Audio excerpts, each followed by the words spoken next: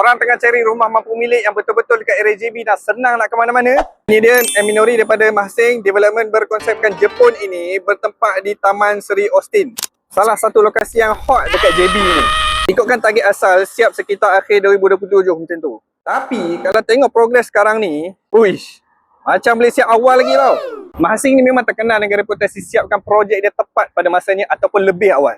Kalau korang nak tahu macam M Adora dekat KL dan M Lunar dekat Kepong, dua-dua pun dah siap awal daripada jadual. Tapi yang paling mengejutkan ialah M Astra dekat Setapak. Siap 15 bulan lebih awal daripada yang dijangka.